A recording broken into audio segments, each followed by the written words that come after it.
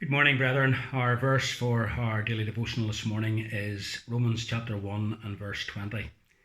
There Paul writes, "For since the creation of the world, God's invisible qualities, his eternal power and divine nature, have been clearly seen, being understood from what has been made, so that men are without excuse."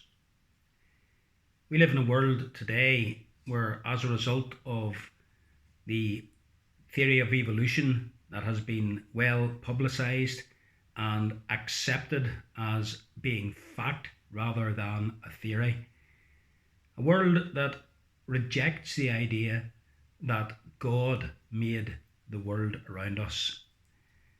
And yet, the Apostle Paul, writing in his day, he looks around him and he sees the world in which he lives. He sees it in all its majesty, all its complexity, all its beauty, all its diversity.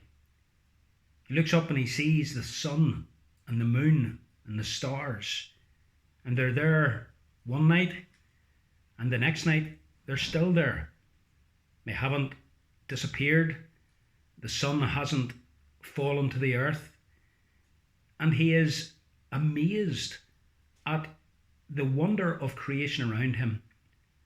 And Paul knows that in the created world, apart from any other revelation that God has given himself, in the creation of the world, the fingerprints of God are clearly seen for anyone who wants to look.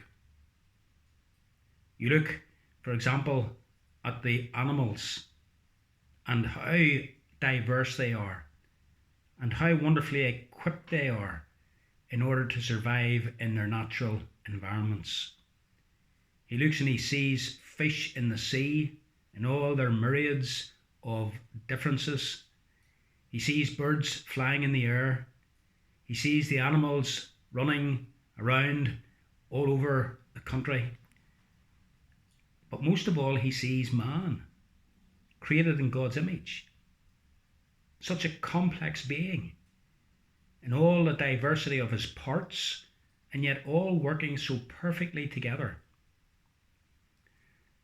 Modern day evolutionists would tell us this all happened by chance, that it came about a little bit at a time by natural development.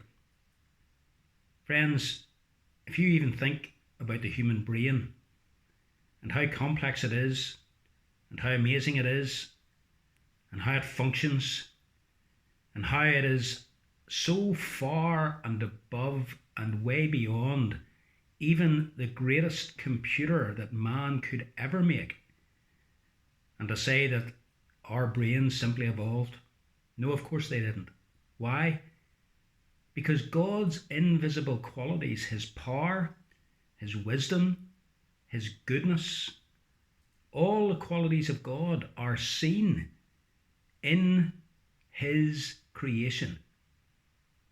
Since the creation of the world, God's invisible qualities, his eternal power, his divine nature, have been clearly seen, being understood from what has been made.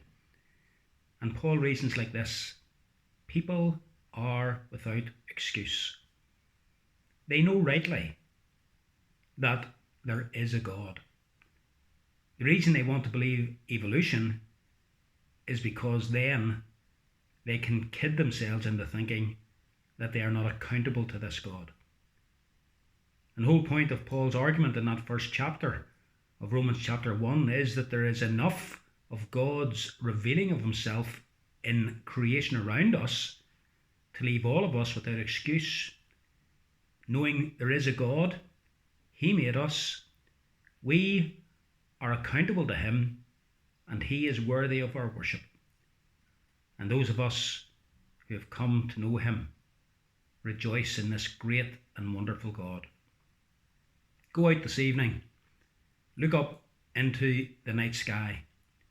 Hopefully it'll be clear, and look at the myriads of stars and see the handiwork of God. As we come into the spring, go out into your garden. Look at the wonder of creation as your garden and the fields come to life again. All of these things and much, much more are the fingerprints of God that leave us without excuse, knowing that He is the great Creator. Let us worship Him as we should. Have a good day, folks.